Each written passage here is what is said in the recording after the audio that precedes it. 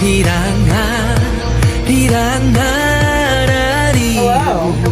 And welcome to fanSERVice Podcast. fanSERVice Podcast. A special episode of fanSERVice Podcast. A special epi.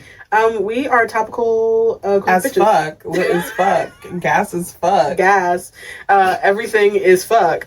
And I think it is extremely apropos because in the last episode we did speak on the fact that we'd probably be reverting back towards our studio here, coming back into the stude. Coming back into the studio to speak of our feelings regarding the Arirang rollout and how that went. As of this episode, the album has just come out, just come out. We literally came upstairs from watching the Netflix Live. For those who don't know, BTS has come back after a almost 4+ years hiatus when they went to do their military service, and they came back with their new album called Arirang. It is a Korean phrase that technically has no direct translation, but it can be like beloved one. You sing it in times of sorrow and happiness and all these different things. It has different dialect-based versions of itself. It's a big, huge folk song in South Korea that is pretty much their non-official national anthem. Right. So that is the name of the album, and so they rolled that out, and now we're going to speak on kind of where we land with a lot of that stuff. Yeah, I feel like it's been a busy week for K-pop fans, for music in general, honestly. I mean, for Black fans of music in general. Like, I mean, we started this week out with Jack Harlow talking shit. So many things have happened this week as Black music lovers. I would love to encourage other K-pop fans, specifically Black K-pop fans who have streamed and listened to the album, specifically Black Army, to give us a brief summary of your feelings, thoughts, concerns in the comments on YouTube, because you won't be able to make a comment long enough anywhere else. But I'm very interested to hear from you guys, and I will try to be as active in there. Usually we don't respond to a lot of our YouTube comments, but I will try to be active in there because I want to hear from specifically Black Army what we're thinking, how we're feeling, because this is a conversation for us right now, and I want to have that in a safe space for Black people. So all of those hate comments that you're seeing in other places will absolutely be deleted. All of those racist comments in other places will absolutely be deleted, because you're allowed to say what you're thinking and feeling. So to jump into it, I want to start my really good friend here. She said something that I thought was really beautiful and really an accurate description, I think, of at least how I feel and a lot of how a lot of the other Black K-pop fans I'm seeing online feel. Direct quote, is the scope and mental space that the BTS fandom is in the current world, as well as the scope and mental space that the K-pop industry and the music industry is in right now, we believe created an expectation. Like all of these things kind of crash together to create an expectation that is feeling slightly bigger than what was executed. And overall, that is definitely my takeaway for the entire experience. But I think right now we want to go in order. So I guess we'll talk first about the animation. Going even further back. Gotta go back. So when the album name was finally announced, one of the first things that happens with any intensely dedicated fandom, but especially ARMY spaces. ARMY, I will say, and this is going to be a compliment. ARMY is full of a lot of smart people. Yeah. Like a lot of very like educated, let me look some stuff up and like be prepared and be like, this is going to correlate, you know? So they like to do a lot of like Easter egg hunts. So when the name of the album was announced, obviously people connected it to the song itself. So there was elements of that we thought was going to be a part of it. And then there came the recognition of the fact that the first time that Arirang was ever recorded was actually through the 7 Korean men who ended up at Howard University, which was the only place that would take anyone who was not white. It was a HBC. It is still very much a very prominent, very well known, very proud HBCU located in Washington D.C. Howard, HU, we love you.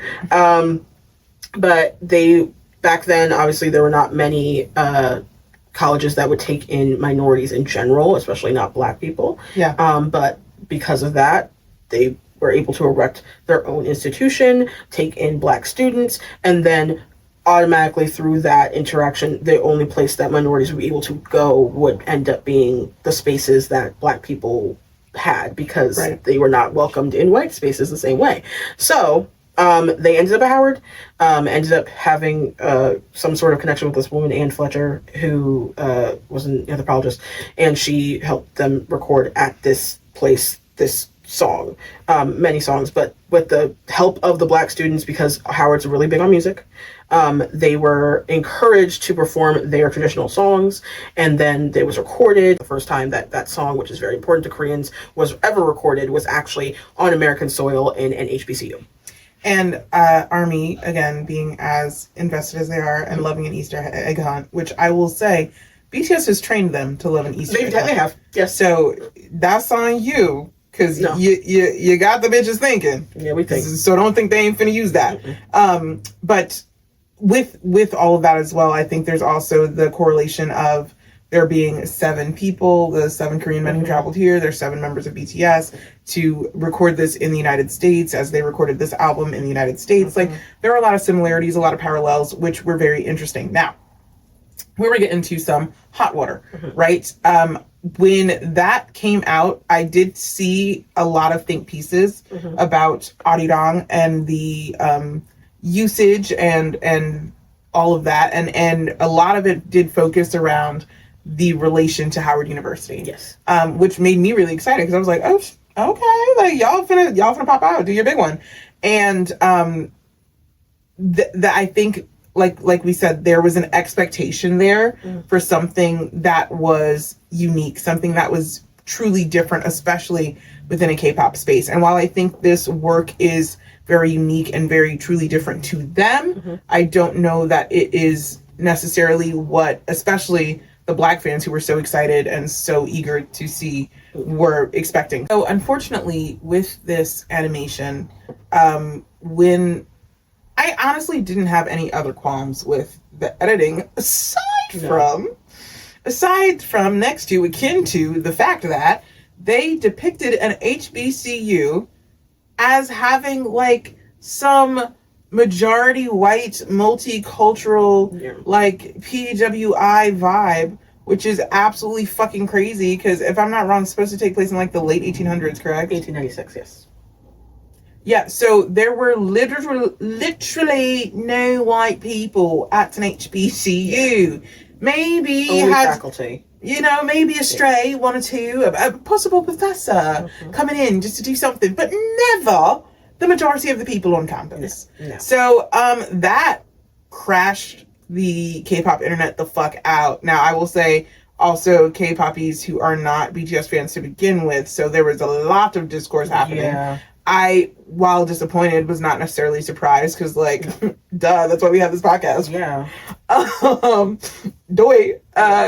We're on the pulse of the nation. Just to throw in a little tidbit here, I think that's something we all, as people, but as fans in fandom, but also as Black people, need to do sometimes, is to stop with the my mind would never, like that understanding of things, because that's not going to fare well in the end most of the time, because whether they were people of color, whether they were white, and even sometimes whether they're Black artists, doesn't matter, you are going to get disappointed and honestly humbled, because it does not matter. I can sit here as someone who is a fan, who loves my dudes down, Yes, but I'm never sitting there with the understanding or clarification or belief that they are not going to fuck up, given the fact that, number one, they have multiple times. Like, clearly. And actively will continue, because that's just the fucking reality of it all.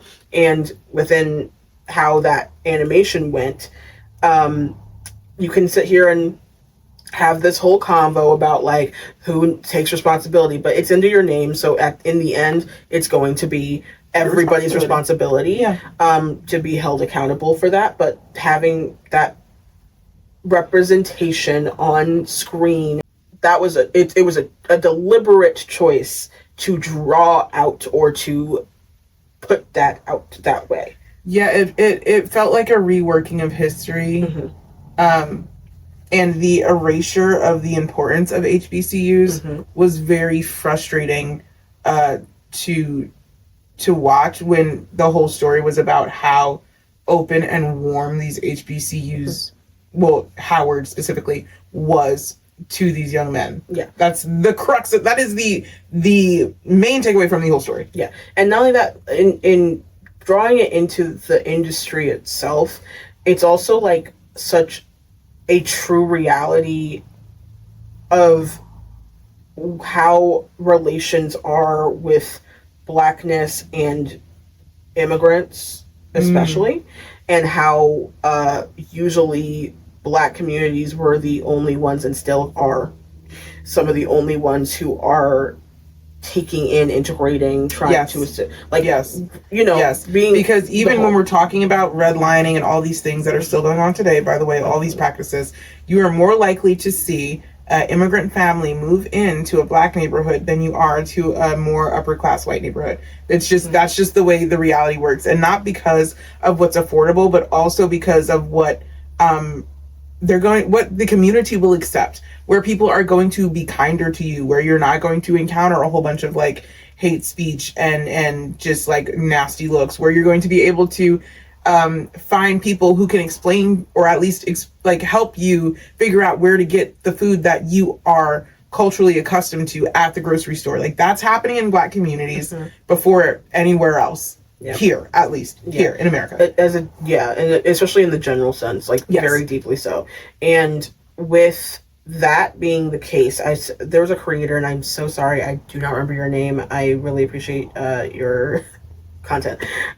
She made a comment that really stuck with me. That was like, whereas like Sinners made a choice to incorporate the Asian representation within the story because it was important towards the connection of understanding that community so deeply and why that story would matter that way.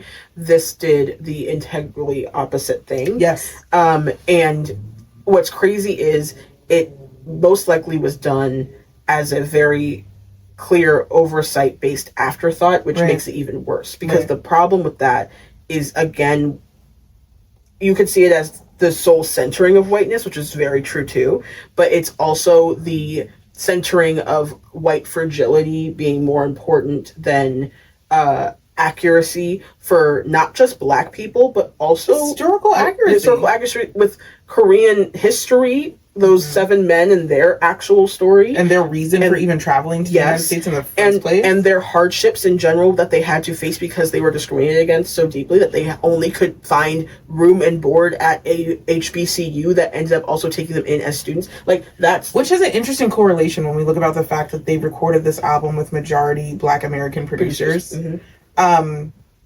But again, it makes me question, okay, who's in the room? Not to say that these producers had any idea that this animation was happening or anything like that, but there was a certain level of conversation that seems to not be happening. And I, frankly, when I'm thinking about who would have okayed that video, if you're sending this to higher up people at Big Hit, Hybe, whatever, if they are Korean, born and raised in Korea, they may not have the historical knowledge of HBCUs to clock the fact that it's weird as fuck that there's a whole bunch of white faces in this scene. They may not. And so it's interesting, like you're talking about who, not necessarily who's to blame, but who is responsible. It's interesting because it comes down to who is in your room. Yes. And when, no matter how inclusive you're trying to be, the work you put out, especially as an artist, is going to reflect who is in your room. Yeah. Something that is very true about the K-pop industry is that they still have not, even with trying to supposedly, which is not true because we've literally made an entire podcast and talk about it for a whole year about all the fucking infractions that have happened in the last fucking year alone. Yeah. So they obviously don't give a fuck as a whole. But the insistence on not attempting to place more diversity as a whole, and I mean that as a whole, the entire industry, yes, your group diversity too. as a whole within the rooms in the business section of things, then you always will lose me, because the problem is that yes, the groups will be try, and that's a whole other different conversation. But like, just because yes, you are working with a lot of people of color, you're with a lot of black faces, majority black faces, because truthfully and honestly, like, we've heard the album. We've seen the live.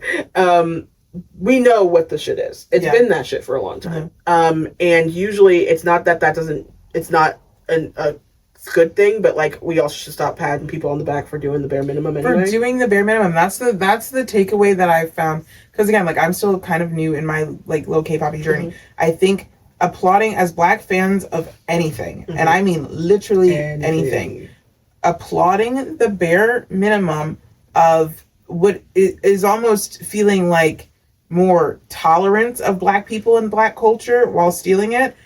We gotta stop. Like, there's no cookout invites. There's no like, oh my god, Bangchan had fucking fried chicken with this person, he's so down. Like, actually, no. Fried chicken's just good. Yeah. Like, it could, yeah, there is a racial tie to it, 110%. But it's also just fucking delicious. Yeah. So, like, the things, like, we have to move on from a lot of these things. And I think seeing that commonality is heartwarming, and it's nice. And as a black fan, I do get it, because it's like, hey, you're showing me that you're interacting with my culture, and that's nice. But you need to also be interacting with my culture from a level of understanding, because of how important you are. But also, it's what you're in. Like, but yeah, because of the machine you're in, you need to have an opinion. Yes. So ultimately, in the end, we're here. And we have an example of something that has become too normal to do, which is, again, okaying the erasure of actual history, and especially the history of black people, in pursuit of keeping intact, the commonality and harmony, I guess, that you get to have through being like, it's everybody. And it's like, okay, but that wasn't the actual history. That's cute now. I'm not going to sit here and say that like, when you go to a concert, you're not about to sit here and see a bunch of different types of faces. Absolutely. But like, that was not the truth. That's not the story you were trying to tell. No. You weren't depicting an audience at your concert. Yeah. You were depicting a campus at an HBCU in the late 1800s. Yep. Be serious. Yeah. And at this point now, there's like enough discourse about it. And what I mean by discourse is like, there's fallout, yes, but discourse is the grander idea of the conversation that it starts, and sometimes that means that it does delve into conversations that pass this main one, which I'm not mad at that, because there's moments when, like, speaking on anti-blackness as a whole and having a deeper conversation about that, yes, necessary, because that's literally the whole entire point. Right. Part of the reason that that's so normalized and so not surprising is because there is a very clear norm that has been created as a whole in any media space, but just in general, is the erasure of the impact or abundance of blackness, if you're just not going to erase the full of the blackness. And that within itself is done usually without any forethought. Like, it just is done, and it causes harm. Because like someone just drew that and said, yep, done, and you're like, okay. But it does cause harm, because that's actual people's history, and not just history. That's like, there's pride in our culture, like, especially with HBCUs. We are very, very proud of those institutions. they helped to foster some of the names that everybody fucking knows around the entire globe. A lot of the culture that everybody knows as Black culture around the globe. Yes. Beyonce's Homecoming, fucking Step Routine, all of that. That is HBCU specific Black culture. We don't have her here today, unfortunately, but a member of our team did go to an HBCU, and it is a really big pride. I wish I went to a fucking HBCU. Like, it is a really big prideful fact if you are Black to be able to attend an HBCU, to be able to be in proximity to the amount of history they carry and understanding they carry, to an education system that is more aware of your culture and more inclusive for you. Like, there's so much there that was not respected, and so that's why people are upset. So now, leading into the response that they have gotten since that, like you said, there's a lot of discourse, and I'm also seeing a lot of arguments even among fandom spaces where people who are, ARMY are maybe now arguing with Black people who are ARMY, saying like, well, don't even comment, like we're just lucky to have them back, we're glad to have them back, like let's just roll with it, like they'll probably make a comment on it later, like don't make it a big deal. And I think that is a frustrating representation of the times that we are in currently, where everybody is just so desperately clinging on to something happy or something positive or something that they've been looking forward to, that it denies us the ability to have critical thought and allow us to have an opinion. Because again, we're sitting here saying like, hey, didn't love that, but we told you last episode we bought tickets, we're going, shut the fuck up. Like, I was like, but I'm gonna discuss it. Yeah, like, because the fact of the matter is, anytime, and I said this in a short, if you haven't, but I think that when it comes to any other culture, it usually is not ingested the same way as when there is a critique or a gripe or an actual severe problem shown or expressed. Black American culture being addressed within K-pop is always going to be a sore spot. It's always a sore spot. Always going to be. It's because, and we've spoken about that, I think, within our first episodes. It's because there is this inability to understand nuance enough to be able to, if you are not a racist, you shouldn't be so obsessed with trying so fucking hard to like separate yourself from realities of things that show internalized racism. Like, I think that the problem is that we all have, everybody has unconscious biases. Okay. We all have unconscious biases. There's a lot of prejudices that are literally learned behaviors. Those are true. But the things that come systemically from a place of anti-Blackness, white supremacy, and racism as a whole are very, very carefully taught. As Hammerstein once said, I'm a theater girl. But it is. And unfortunately, even in places that are homogenous, that have great removal from, let's say, America, right? But a lot of Western influence. Yes, because they all do. Because we love to step foot in places we shouldn't be. We do. It's our favorite thing. That's our gas. It's our. Honestly, it's our greatest export. Not mine. Not mine. Our greatest export is what everyone can take it. Yes, but like. Yeah, but like that part, the music video. Yes. So for us, we experienced the album release party. We were at a cute little rooftop bar album release party that we were invited to. It was very nice. Yeah. They had a really great burger. Those fries were amazing. We had a good time. Shout out to our friends Jade and Rob who came with us. Yes. Love y'all. Heavy pours too. Anyway. So when we got home, we waited to stream it. But when we got home, we watched the music video, and I to again talk about the intermixing of ARMY discourse. Now, I was confused by how heavily featured Lily Reinhart from Riverdale was in the music video, because it's your comeback music video. So the last thing I want to see is someone who's not in the group, mind you. Now, building onto that, Lily Reinhart is a white woman. Yes. So,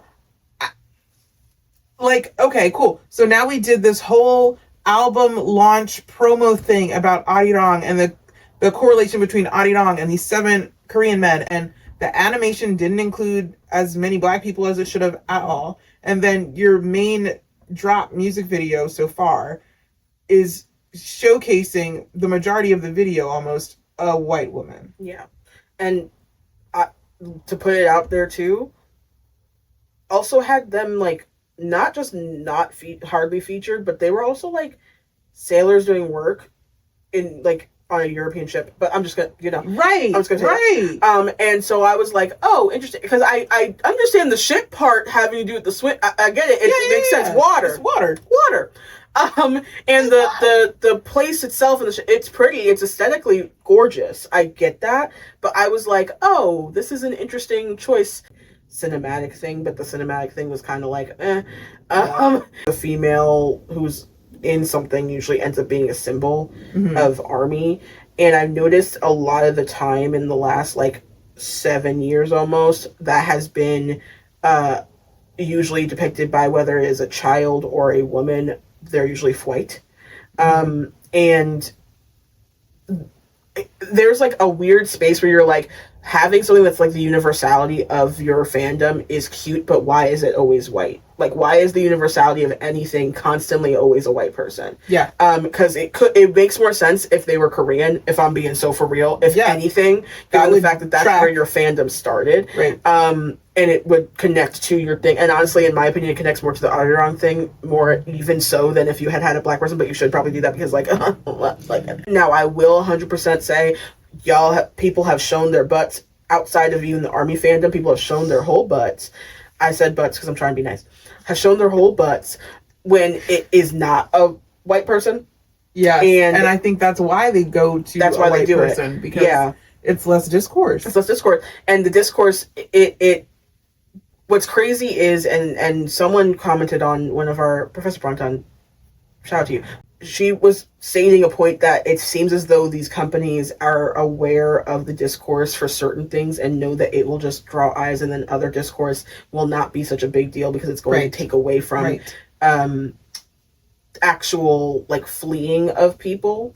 Because I think with groups like Cordis and even when we're talking about Longshot and all that kind of stuff, project, they're so new that their fan base was not created on their integrity. No. BTS, a lot of people resonate with them because they resonate with their integrity and the integrity that they have shown. Yeah. So when they do a project like this that seems to not have as much thought put into it, it does become frustrating. Yeah. And it definitely was giving, with where the mindset is of everyone and how everything's going and how that industry is happening, and that you're coming back, and the rollout of this was giving, we are more than this, right? You're more than the K-pop label. You're still a K-pop group. Like there's a reality where it's like you are more than that. Obviously, there's no question of it. We literally watched an entire Netflix live of you guys yes, you're more than that, but you are also the grandest representation of that actual industry and are still a part of that industry. Your company is in that industry. It's 100%. One of the biggest makers in that industry. 100%. They have been having a lot of issues recently, but like 100%. They are, that's where they're at. So it's not so crazy. Also, the trajectory of what you guys chose to do doesn't entirely not make sense. It just didn't track with what we thought was going to happen based off of a lot of elements. Now, from the word Arirang, okay, sure, totally. From the staple of being like taking it from Korea to the world, okay. Everything else, I was like, oh, okay, that was a no. That was a no. Yeah. My hypothesis was wrong. But it also was that it wasn't entirely proven as not being incorrect. And the teaser, I think, was an afterthought with a lot of oversight that they didn't think was going to, generate that much buzz or anything. And then the music video, they wanted to be minimalist, but it felt empty. Empty. Yeah. It felt empty. It felt soulless. And I think especially coming back from the military and after everything that we've seen them experience, like everything that we've seen go on in the past couple of years, emptiness was the last thing that fans were expecting from them. They were. So you did touch on the album a little bit. I want to get there. But just to go back a little bit to the music video response. Now, in the comments of a lot of these reactions to the music video, I have seen just an abundance, overflow of racism in a lot of these takes. I saw one that was, someone said, it's very interesting that this whole album is like heavy black music sound. The whole launch was Arirang HBCU theme, focus. And then we have this white lady, and someone commented under it and they said, how can they have a song called Swim and make the main woman in the music video a black lady? I'm not gonna lie. Okay. I'm not laughing. I'm not. Because we have seen a lot of black content creators lately, especially, being absolutely hounded for their opinions on this album, on their responses to things, on just racism within K-pop in general. Yeah. And I think, again, a lot of locals are coming back to K-pop now because of BTS. And while we're grateful for that, there is a thing of y'all need to be gathered. Because there's a lot that we're not addressing the actual problems. We're just kind of dancing around it. We end up in a tidal wave of wrong conversation. Yes. Where it's like, we can have that other conversation, but are you actually like mad for the right reasons, or are you now just using it as an excuse to be weirdly homophobic and xenophobic? Yeah. You're like, even the split between ARMY of saying, well, we don't want to talk about the fact that there's a white girl in the music video. Even Asian ARMY, not wanting to address that it's been very interesting. So from all of that, moving on to the actual album itself, the music, the true content. Your thoughts, your takeaways. So listen. I love that you got your nails done. I'm glad. I am so happy I got my nails done. Because so listen. I'm not gonna lie. First listen, I messed, number one, Body. I do like that song. I'm not gonna lie. That song, Body to Body. Body to Body's great. The interlope, they all name mature shit. Got it. Like, we got the vibes. I like the Picard brothers and how they produce. So I'm a big fan of a lot of the producing team. And we knew that going into it. Fuck Ryan Tedder and Diplo, but other than that, everyone else really like usually what they do, including Nitty and all them. Like, these are people who are known amongst music circles a lot. They're very good at what they do. Very interesting people. I think that sonically, though, truly, I really didn't dislike it from first listen either for the sonic spaces. I think it was a lot at times that I wasn't expecting. I think the expectation thing is very true. I went in not expecting it to be like a B or a Love Yourself or a Map of the Soul. I'm not thinking that, because there's no way that it was. We've gone through multiple years of solo work where everyone was doing experimentation in their own way. Some were staying in their lane, whatever. Right. But I didn't expect it to be so viscerally a certain way sonically that I just was like, if you had to use a word, how would you describe that way sonically? Sharp. Okay. And what I mean by sharp is very punchy choices production wise. Yes. Very punchy. Heavy production. Yeah. And heavy production I'm used to, because no offense, like, I came off listening to freaking Unique last week. So like, I know heavy production, but it was more so like the new trend amongst like this like Gen Z Alpha, like that section there of hip hop is very like Hooligan's a great example of that song, where it's like goes from to Knives, and then going into it did give me a little bit of that. Yeah. And it just, so it goes back and forth, and then it changes, and it has a melodic moment, and then boom, boom, boom, boom, and it's like all these things. But I will say, sonically, those types of songs, I do like how the structure of the song is made. It's very interesting. Now, first listen though, I was confused, because I was like, oh, this is not what I am used to from them. Yeah. I listen to music like that. Yes. I do, but I wasn't used to it. And there was a lot of production on vocals too that I wasn't prepared for. And some people like really have a problem with that. I know. But will say the rap line as a whole for the entire album, holding that shit together. Holding that shit together. It's good. Now, at the same time, a lot of AV. A lot of AV. And so for me, again, this is my first BTS album as a actual person who's invested in K-pop, waited for the album, listening to it, all these kinds of things. So I would agree with having expectations. So anybody says that, like, you're not wrong. But I do think that I was off-put by the through line that I felt I saw to a lot of the current K-pop acts and songs that are garnering attention. And what I mean by that is, obviously we know that BTS has been gone for 7 years. We know, truly, technically 7 years. They've been doing solo work, they've been doing stuff, but as a group, right? So for me, when I'm seeing things that I'm saying, oh, that kind of does sound like Knife. Oh, that kind of does remind me of Cordis. Oh, that kind of does give this. It's a bit confusing because we are used to BTS being something that is so standalone on its own, right?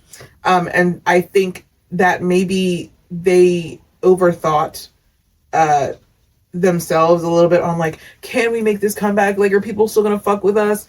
And possibly jumped into doing something that was a little youthful, a little wild boy, or it could just be the truth that after spending so much time in the military, they just wanted to have a little fuckboy album. And this is their little fuckboy album, and that's totally cool. But I think the problem is they wanted to have their little let loose moment fuckboy album and not consider that the whole rest of the world has, like, I think earlier when we were talking, we said, like, ARMY as a whole has matured. It does create a little bit of a disconnect sometimes. And so I feel like the album itself, while the music video was whatever and the animation was whatever, I think the album itself showed the clearest disconnect between ARMY and BTS as far as where we both actually are. And I think that the bridge between that, having seen it now, is the performance space. You want to sit there and have your escape, fine. But, like, do not silence other people for having critique and their feelings about things. Valid critique. Like, when they're coming with facts. If someone says, I just hated it. Okay, cool. Like, you can scratch them. Yeah, because people who are literally saying, no, this and this and this and this and this, maybe hear them out. Yeah. Because there is a clear difference between you just being like, it's just trash and I hate it and whatever. And I'm like, okay, that's your opinion. Got it. Right. Versus like, well, here's where my issues lied with the album and why I didn't like X, Y, and Z. And you're like, oh, okay. You have an example of why you don't like it. And because obviously stuff is subjective to everybody. Yes. But I also can agree, even though I don't think this album was bad. And that's hot take. Sorry. I don't think the album was bad. I don't think it was an album that I would associate with them naturally with how I know them because of how they portrayed themselves for me as a group. I'm not talking about as like the entity or their morals. I'm not talking about that. I'm talking about as a musical entity. I wouldn't connect it to that or attribute to that, nor would I say it's their best. Because of the type of music style and the type of rooms that you were in, the way it was written was that way. I get it. But it was interesting to keep it as much as it was. Yeah. Now, some more than others were like more punchy and worse for me. Like, if it wasn't funny, the whole like what do you need to win thing in the beginning would have probably been like cringy, but like, it's, but that's also a greater conversation about what happens within the room. Yes. Because you wrote it like that. Just for clarity, you had Mike Will in the room. You had JPEG in the room. You had, like, y'all were a notebook on table, student translators. Yes. And y'all were writing. Y'all were in the, like, so that's why I'm like, that's where I'm like, how did this happen? That is how it happened, though. That is how it always does. That's why we have, I'm so sorry. That's why you have a Rain. That's why you have a J Park. That's why you have a G Track. conversation about the education of it all and how it's perceived, I think, is the biggest takeaway from this entire launch and rollout and all of that stuff. So to talk about how things are perceived and how things are performed, I think now we can move into talking about the live and how that went, since that was just today. Yeah. It was filmed interestingly. Yeah, Netflix, you don't fuck the fuck up, because why the fuck you got me looking at the top of motherfucking buildings? Yeah, I'm trying to look at Jimin's face. Hear some of the most iconic choreography happening, and you like, and I don't love Dynamite, but if we're gonna get comeback BTS performing Dynamite, why the fuck am I looking at a billboard at the top of the fucking building in Seoul and not at BTS performing motherfucking Dynamite? Not at all. Now, I'm gonna break it down, right? I'm gonna start. Space, Gorgina. Yeah, beautiful space. Stunning. The gowns, gorgeous. Stunning. No, the look, I think it was they look Song Gizio. Phenomenal. So the one who Songwa is the face of. They did that. That tracks. Yes. And I will say they did do a breakdown of what the outfits were and how every individual members had a keyword that they gave them, and they had a hand in choosing like what they wanted it to look like and represent. Wow, so nice. Jungkook's shirt, they actually changed it the night before to add texture because he wanted to emulate the architecture of Korean buildings. Yeah, like, and a lot of things like that. So there's a lot of pieces that have to do with Korean culture that were elements into the construction of the outfit. That's great. That was kind of cool. Fire. You can dress, my nigga. Beautiful. I'm sorry. You can dress. His keyword was the nobleman in Korean. It's fucking. He could dress. He could dress down. That make it dress. RM, your foot was all fucked up. I get it. I'm old too. No, but they made that work really well with the ability to sit down and still having it make sense, or him being on the side. They made it work. I think that the sound was interesting at times because people were commenting on the fact that it was muted in the beginning, and then all of a sudden then the sound worked and then it got weird. So that's like what rehearsals are for, but again, because they weren't trying to leak it, they didn't get to do many on the space. So okay. But overall, for a Netflix aired live, it went over pretty well. I know some people had glitches and things like that, but I think it went pretty well. And truthfully, the way they incorporated the new songs, the performances of those new songs, I actually enjoyed. Yes. I was not impressed by the album when it first came out. There were probably 4 songs that I said, I will add these to my like songs. But as far as being one of those fans who incessantly streams the album and does things like that, I am very committed to only doing that when I truly feel as though it's deserved and it is something that is that special to me. So if that's not the case, I'm not going to do that. So I did like my 4 songs. And some of which were performed, which was nice. But I think, one of the songs that I really didn't like, especially when we saw the music video, was Swim. I thought it was just fucking boring. I thought any other K-pop group could have done it and it wouldn't have even made news. So the fact that they performed it and it was actually really interesting, I did like that. And I one thing I do always appreciate about BTS is that they have a very clear artistic eye. So when it comes to live performances, I knew that 1, we already bought the tickets, but 2, even if I didn't necessarily fall in love with the album, I knew enough of their other discography that I did like it, and that performance wise, they can always win me back over, essentially. That you're not going to like everything ever. Like, I think that's completely fine, because I don't like I'm Fine. I don't like that song. Save Me is one of their favorite. It's one of my favorite fucking songs. And the lyric content I find wonderful, gorgeous, so important, so integral. I needed it. I have mental health issues too. I think that the lyric content is one of my biggest issues with this album. I think that I am so used to,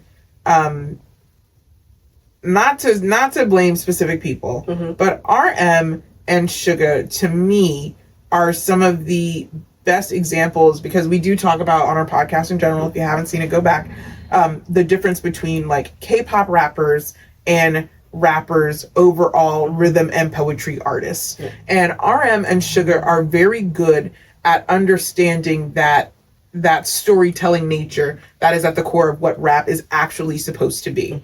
And I do feel like a lot of this album, we didn't get to see that. No, and exactly. That I think that sometimes that is a muscle that can be out of practice. So when we're living a life that is, we don't have time for that. So maybe that just was a skill that wasn't practiced. But for me, that is one of the things that definitely it goes towards making this one of my least favorite BTS albums. Just as if you're interested enough to listen to it again, listen to it again. Yeah. If you want to give it a second chance, then you can give it a second chance. That's up to you. If you were like, first listen, I didn't like it, then that's fine, because most of the time on the first listen whether you like something or not. That's 100%. True. You grown. Now I'm gonna sit here and say that was not true about Knife for me. Yes, because we hated Hyphen's Knife when it first came out. Yeah, we hated it. I had to watch them perform. It's same thing with, I don't like Gnarly still, but like it was the same thing that happened where the performance of it changes people's whole thing. So I was like, I know for a fact that probably the atmosphere and the vibe of what you're trying to do it for will change it. And after a couple listens was only when I started to question whether or not this was just a stadium album.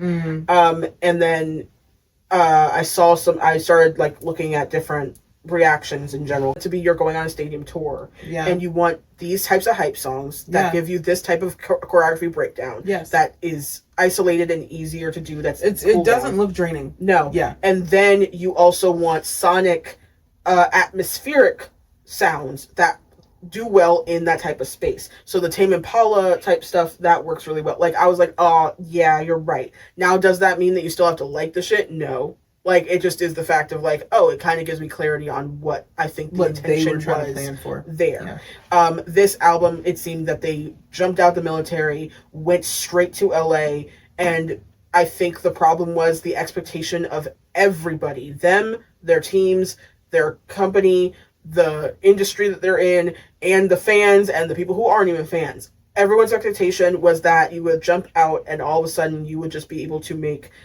do the thing that y'all do. Mm-hmm. And I'm like, oh, okay, maybe that was ill-placed y'all on usually everyone. would, and by, just to clarify, because some people don't speak Adia, the thing that they do is usually like musical, just straight heat with some kind of message. Well, yeah. That is usually what they do. But, and it's not like obviously like, pro-Palestine, this, but even understated, but there is a message in there of love yourself, take care of your mental health, like all that kind of stuff that fans and audiences are used to. And so I think when that didn't come through at all, the message that I got overall was that Hobie's trying to fuck. Yeah. That's the message. Which honestly, are you wrong? Yeah. No. Arirang. Sorry.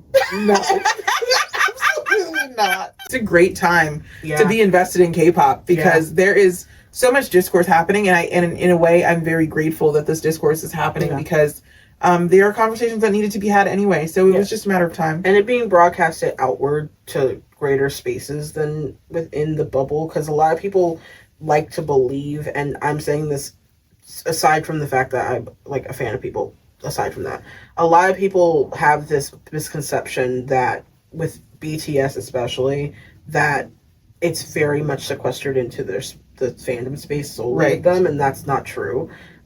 So that's part of the reason as to why when things happen in connection to them, it's going to be a big, broader space and atmosphere versus like what we're seeing with the Cortices, the Kiss of Life, the like, etc. Like those are a little more. Your success is broad, and so is your critique. Yes, like y'all don't seem to recognize that for some reason the way in which you will just like come at the defense so hard of these Asian men is so weird to me, because it's not that I'm like, oh, screw them or anything. No one's saying that. Literally, I'm about to go see them 3 times. Jin, you're hot. Like, what do you want from me? But like, I think that a lot of the time it's, you don't want to recognize for some reason that a lot of that comes from the fact that whether you realize it or not, you are playing into that systemic truth of the position of Asian men. And they don't need you to do that. Like, they're adults. Like you can be invested in their work and a fan and enjoy their content without being,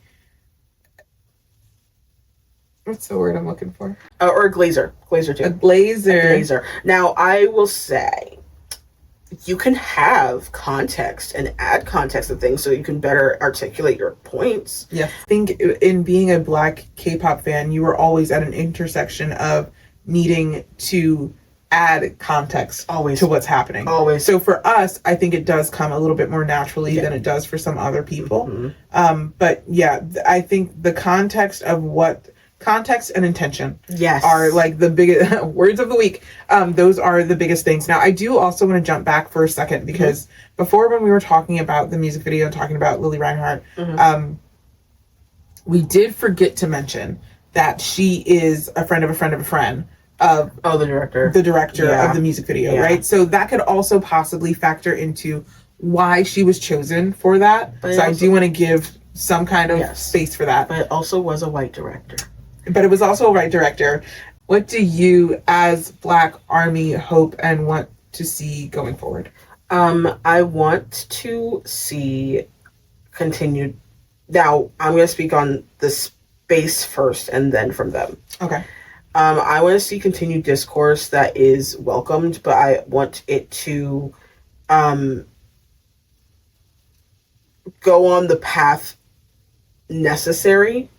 I think that the broader space for this, like the conversation surrounding the issues with all of this, is extremely necessary. I think that people commenting on the erasure of the HBCU and people commenting on their feelings regarding the interloping of and connection of the Blackness within K-pop, but then the anti-Blackness also within K-pop at the same time, is an extremely necessary conversation. I think that the conversation about the propping up of whiteness that happens naturally but should not be natural should also be a conversation. And so people talking about that and trying to kind of bring awareness to it in a form of saying that that's something we should stop doing or pay closer attention to or give more care to needs to happen and has to leave from just the K-pop space, because those spaces are not I'm so sorry. Most of the K-pop spaces in Korea are not blowing up these conversations. In America, having those conversations right now is so integral because as minority groups, especially, we do need to be in a place where we're working together. Don't know a better way to say it. And I mean all minority groups. So being, oh, you're Black but you're homophobic. Nix, like you're this but you're that, but you're not cool with this. No, we actually all need to be working together because all of our rights in this country right now are actively being taken away. So get it the fuck together. And this is a conversation that goes way beyond K-pop. And beyond America, because there's so much happening in even homogenous countries that we literally, again, we love stepping foot in and doing things that we shouldn't be doing, and they need to be talked about. Yes. So as a vehicle, great, but this conversation does not end with, and this is BTS's fault, unfortunately, and as it has never had, and this is J Park's fault. It's not. It's so much bigger. It's than all of these people who are symbols. And if they are just, because they are symbols and they're at the place they're at, the responsibility of what goes going forward lies on them. But it is not a solely them problem, at all. And I think that the space needs to continue to be loud, be critical. You have your opinions. Your opinions are different than being terrible people, but also just don't be terrible people, just be that, because it takes away again from the important conversations at hand. If you hate something, then you hate it. Got it. Do not also alienate people for liking what they like. I'm just saying that right quick. I think that it is fair to critique something that we literally do all the time. We literally have a whole studio to talk about it all the time. But we listen to these people. We watch. We are still consuming the content. Yes, because that is the only way that you can have a genuinely informed and objective critique. When it leaves the K-poppy spaces, things usually move a little faster. For sure. That's the truth.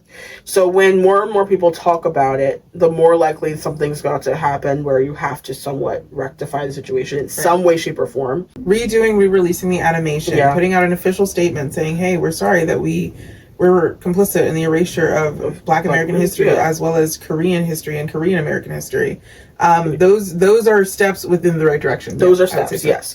I'm sick and tired of the statement because it's not enough. Jack Harlow didn't even give a statement. He doesn't have to. He named his whole album was named Monica. What do you think he's gonna make a statement of?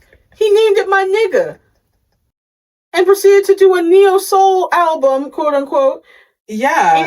And he was like, I don't think Black artists have it harder than me. Yeah, and that's why he's at number fucking 30 on the Billboard 200 for the album. It's exactly what he deserves. Because the thing is, I think, and to harken back to our cookout conversation, the thing is, I think Black people are we know that our music is fire. We know our culture is fire. We know we naturally just come up with hot shit. We get that. And so we're not the type of people to gatekeep naturally. We have tried. We're not good at it. Unfortunately, that's just not who we are. So unfortunately, we're like, okay, we are going to share it. And when we do get a white boy who pop up and really got bars like Eminem, like a Jack Harlow, they are accepted. Or who just got vocals on vocals on vocals, like a little Justin Timberlake. They are accepted and said, okay, cool, you can rock with us. And where they always fuck up is when they miss the mark by intention and their education on what they're actually doing. And I think BTS is coming to this moment where they are missing the mark by their intention and by the education on what they're actually doing. And it's frustrating because I would say BTS, more than any other group during American Hustle life, had that part of themselves where they were really working to understand like the core tenets of hip hop, the creation of rap, and like all these kinds of things that did take place in Black American culture. Looking at the Jack Harlow thing, right? It was talked about. But now it's not. No one's surprised. He's literally white from Kentucky. No, he's white from Kentucky. But it was talked about. Like, okay. Moved on. And then it's like, okay. And he's never going to do it again. It is interesting that we're spending more time talking about racism from Korean rappers all and the artists time, than from a white man from Kentucky. That is interesting. But it's also consistently an issue here that still is actively happening. Because I'm like, I'm not trying to be I'm a big understander of the fact I'm into K-pop. Do with that as you will. I know. I am a fan of BTS. Do with that as you will. But I also am a fan of a lot of the people, and I am an American Black woman who listens to a lot of people just out of curiosity sometimes, as well as just being a music lover. And I'm like, the way that we do not hold any of our people accountable here at all. Yeah. And then I'll be like, I'm not trying to be an asshole, but like, the space of having to deal with the realization in your head that why am I trying to expect that it's going to be greater from a Korea than it would be from here is really like a mindfuck where I go, wait, why am I, especially coming from girlies who are huge fans of Taylor Swift, Sabrina Carpenter, Chappell Roan, and then you want to talk about how why isn't BTS blah blah blah, and I'm like, I'm so sorry, shut the fuck up. The Eminems and the Jack Harlows and the Justin Timberlakes, the Justin Biebers, you know. Eminem's a different story, but like all of those people, right?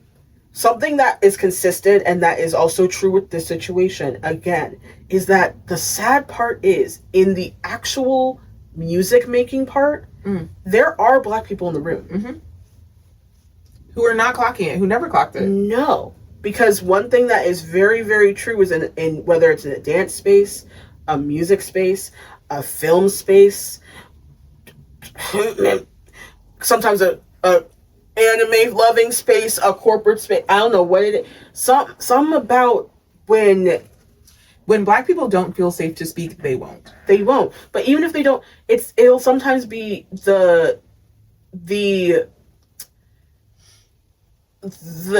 the complicity thing sometimes too for me, where I'll be like, oh, you are like. Justin Timberlake was Justin Timberlake.